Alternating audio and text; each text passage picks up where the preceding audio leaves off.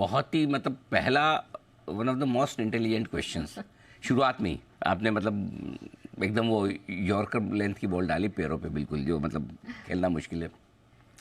लेकिन यहाँ इसका जवाब मैं इस तरीके से दूंगा कि आप खुद अगली बार मार्केट का एनालिसिस कर पाएंगे मेरे बगैर भी। मैं ये बताने की कोशिश करूँगा इसको कैसे पढ़ना चाहिए, क्यों गिफ्ट निफ्टी 100 पॉइंट ऊपर है जबकि अमेरिका में कुछ नहीं हुआ। ठीक है, थोड़ा सा फ्लैशबैक में जाइए। पिछले 2-3 दिनों से हम ज़बरदस्त तेज़ी दिखा रहे हैं, रिकॉर्ड बना रहे हैं। कब? जबकि ग्लोबल सपोर्ट कम था, जबकि एफआईज की बिकवाली थी, लोकल फंड्स ने भी हाथ खींचा हुआ था, कच्चा तेल $91 के आसपास, राइट। सारे नेगेटिव फैक्टर्स आपके पास में, और बीच में वीकेंड पे लोगों को युद्ध भी वापस लग रहा था। उसके बावजूद हम इतना भाग गए, राइट। ऐसी सिचुएशन में जब आप अमेरिका से संकेत जीरो है, अंडा, कल कुछ नहीं हुआ, 150 पॉइंट की रेंज में डाउ टाइम पास करके बंद हो गया, मतलब कल क्यों खुला क्यों बंद हुआ वैसा वाला मामला है, कुछ किया नहीं इन्होंने। ऐसी सिचुएशन में आपको सिर्फ एक चीज़ देखनी है, पहला ट्रेंड और मोमेंटम क्या है। ट्रेंड और मोमेंटम हमारे यहाँ तेजी का है, ठीक है, चलो तेजी का है तो तेजी होनी चाहिए, लेकिन 100 पॉइंट की क्यों? ऐसा क्या कि इतना गैप से खुल जाए? इसका दूसरा जवाब ये है कि जो नेगेटिव फैक्टर्स आपके 5-6 दिख रहे थे, या जो पॉजिटिव फैक्टर्स जिसके दम पर आप बिगड़ रहे थे, पॉजिटिव फैक्टर आपका क्या था? खाली ट्रेंड और मोमेंटम। उसको बदलने या बिगड़ने के कोई संकेत आए नहीं। लेकिन जो 4-5 आपके नेगेटिव फैक्टर थे उसमें क्या बदला है? क्या अमेरिका की कमजोरी मजबूती में बदली? नहीं। क्या कच्चा तेल बहुत घट गया? नहीं। क्या एफआईज और लोकल फंड ने अपना स्टांस बदला है? हाँ, क्योंकि एफआईज ने कैश मार्केट में बिकवाली कर दी छोटी सी, और एफएनओ में खरीद लिया बड़ा सा, और लोकल फंड ने अचानक से 3500 करोड़ का खरीद लिया। तो एक जो चीज़, और सबसे बड़ी चीज़ क्या होती है मार्केट में, बाकी सारे फैक्टर्स अपनी जगह है, लेकिन end of day flows important है। भाई आप कितनी भी खराब खबर हो और अगर आप खरीदने के लिए खड़े हो जाएंगे तो स्टॉक गिरेगा नहीं, और कितनी भी अच्छी खबर और कोई बेचेगा तो स्टॉक बढ़ेगा नहीं। तो अल्टीमेटली तो काम पैसे का है ना। भाव और भावनाएं अपनी जगह है, लेकिन दाम आपके हाथ में है, पैसा आपके हाथ में। सो ये बदला है और ये 100 पॉइंट ऊपर खोलने के लिए कोशिश कर रहा है, और इसी के दम पर कल के एफआईज और डीआईज के आंकड़ों के दम पर आज हम खुलते ही नया रिकॉर्ड बनाएंगे। बनना भी चाहिए, नया साल है।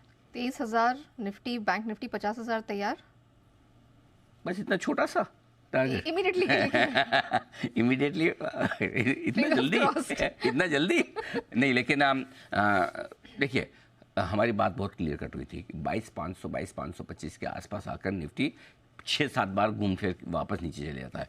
तो इसलिए मैंने कहा भी था जब पिछले हफ्ते दीप शो कर रहे थे कि वे इस बार 22,525 के ऊपर का जो ब्रेकआउट होगा वो छोटा वाला नहीं होगा, बड़ा वाला ब्रेकआउट होगा, और इस ब्रेकआउट में आप 23,000 की तरफ इलेक्शन के पहले बढ़ेंगे। इलेक्शन के पहले वैसे भी हमारा टारगेट 23,000 का था ही, तो मुझे लगता है कि हम बढ़ेंगे तो 22,800 23,000 इस रेंज में हम कहीं कहीं एक बार पहुंचेंगे। सो बिल्कुल इसमें कोई डाउट नहीं, और 50,000 की तरफ बैंक निफ्टी पहुंचने की कोशिश भी होगी। पहले 49,000 के आसपास हल्की फुल्की रुकावट है, कोई खास बड़ी नहीं, तो हम 50,000 की तरफ भी बढ़ेंगे। तो इवेंचुअली इलेक्शन के पहले 50,000 निफ्टी और 23,000 बैंक निफ्टी, ये तो विजिबल टारगेट है ही है। अब सॉरी, निफ्टी 23,000 और bank Nifty okay bank Nifty 50,000 की तरफ बढ़ने की कोशिश हम करेंगे, इसमें कोई डाउट नहीं।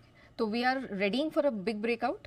ब्रेकआउट मिल चुका है, रेडी नहीं है, हम मिल ही चुका है, मिल ही चुका है। ये 22,500 के ऊपर जो हम निकले, अब इफेक्टिवली वैसे 22,300 से 22,500 आपकी बहुत स्ट्रॉन्ग सपोर्ट जोन हो गई, ये आसानी से नहीं टूटेगा।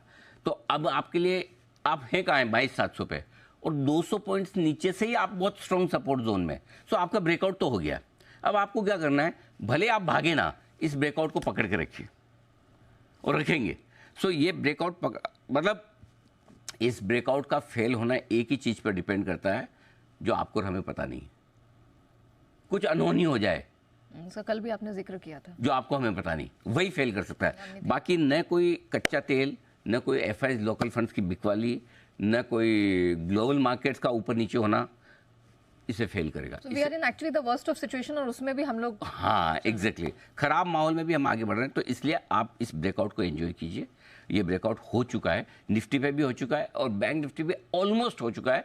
बैंक निफ्टी पुराने लाइफ हाई पर आया है, 28 दिसंबर के बाद कल हमने लाइफ हाई बनाया है। तो बैंक निफ्टी में एक आध दिन और देख ले, कोई बड़ी बात नहीं है। आज एक्सिस की डील भी है जिसका डिस्कशन करेंगे, लेकिन मेरा ये मानना है कि एक अच्छा ब्रेकआउट निफ्टी तो दे ही चुका है, इसमें कोई डाउट ही नहीं। ओके, तो फिर आज की स्ट्रैटेजी सर कैसे तैयारी करेंगे? तैयारी आज ये करनी है, ग्लोबल संकेत, पहले मैं आज के ट्रिगर्स बता दूं। ग्लोबल न्यूट्रल है, एफआईज न्यूट्रल है, डीआईज पॉजिटिव है, एफएनओ न्यूट्रल है, सेंटिमेंट पॉजिटिव है और ट्रेंड पॉजिटिव है। ठीक है। अब पहले एक बार एफआईज और डीआईज के आंकड़े यहाँ डिस्कस करेंगे और उसके बाद मैं आज की स्ट्रेटेजी आपको देता हूँ। जी सर। एफआईज ने कल 685 करोड़ की बिकवाली की है, हाल ही के दिनों की सबसे छोटी बिकवाली। ठीक है, सामने स्टॉक फ्यूचर्स खरीदे 625 करोड़ के, बराबर मामला। 1260 करोड़ के इंडेक्स फ्यूचर्स, तो नेट नेट डायरेक्शनल खरीदारी 1200 करोड़ के आसपास की आपकी एफआईज की होगी, not bad. Local funds 3470 crore का बड़ा खरीदारी का आंकड़ा, और कोई ब्लॉक डील नहीं है ना आज इसमें, स्क्रीन पे पूरी की पूरी। तो जो फॉर्मूला कहाँ जाएंगे, यहीं आएंगे, जो पहले हमेशा एफआईज पे लगता था अब लोकल फंड पे भी लग रहा है। ये भी है ना भावनाओं में भी कि मार्च की मिडिल में और ये जो बिकवाली की ना, पैसा तो आ ही रहा है, या तो बोल दो भाई नहीं चाहिए पैसा, एसआईपी वैसआईपी कम करवा दें वो तो बोला नहीं जाएगा। सबको मज़ा आ रहा है ना भाई, सबके फंड बढ़ते हैं, एयूएम बढ़ती है, कमीशन बढ़ता है, कमाई बढ़ती है, फंड मैनेजर्स के बोनस बढ़ते हैं। लेना तो है पैसा लेकिन लगाना नहीं है, मत लगाओ, ऊपर में आके लगाओगे, वही हो रहा है। सो फ्लोज दमदार है कल के सेशन में दोनों के। अब आइए आज की स्ट्रेटजी। ग्लोबल संकेत आज के मिले जुले, अमेरिका के ट्रिगर्स नॉट वर्थ डिस्कस। रोज जरूर थोड़ी कि हम अमेरिका की बात करें, अगर अमेरिका वाले कुछ नहीं करें तो हम बात भी क्यों करें, मैं कर ही नहीं रहा, जाओ तुम तुम्हारा करते रहो। ठीक है, कच्चा तेल स्टेबल है $90 के आसपास।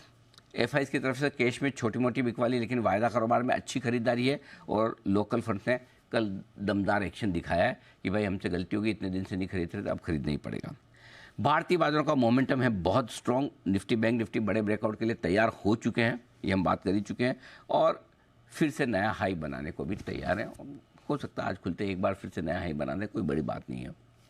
मिड कैप स्मॉल कैप शेयरों में तेजी का एक्शन बना रहेगा, चाल थोड़ी सी धीमी है।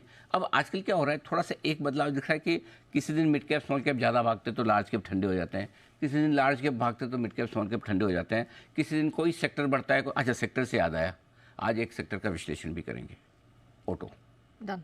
बताएगा क्यों कल ऑटो ने लाइफ हाई बनाया है सेक्टर ने, और सारे ऑटो स्टॉक्स ने कल मार्केट को लाइफ टाइम हाई बना के दिया। तो ऐसा क्या बदल रहा है, क्या बन रहा है, क्या अच्छा या खराब हो रहा है ऑटो सेक्टर में, उसका विश्लेषण भी हम करेंगे थोड़ी देर में। लेकिन मिड कैप स्मॉल कैप शेयरों का तेजी का रुझान एक्शन जारी रहेगा जब तक निफ्टी 22,400 दिन के दौरान न तोड़े और बैंक निफ्टी 47,900 न तोड़े, तब तक डे ट्रेडर्स शॉर्ट करने के बारे में सोचे बिना अपने लॉन्ग करके पैसा बनाएंगे। भाई शॉर्ट करके पैसा बनाकर इतना स्ट्रेस लेने से बढ़िया नीचे के लेवल पे अगर आए करेक्शन तो लॉन्ग करके करिए। पिछले 12 दिनों से नेहा जी कितने 12 दिन हो गए मेरे ख्याल से, एक बार चेक कराइएगा रिसर्च टीम से, स्मॉल कैप इंडेक्स 12 दिनों से हम पॉजिटिव हैं, रन अप। और रोज आप नीचे के लेवल पे खरीद रहे हैं तो आपका पैसा बन रहा है। तो इसलिए एकदम शांति से, लाइफ में कोई कंफ्यूजन मत रखिए, स्ट्रेटेजी क्लियर रखिए, buy on dips. Done. Okay, ठीक है, तो ये आज की स्ट्रैटेजी। अच्छा सर,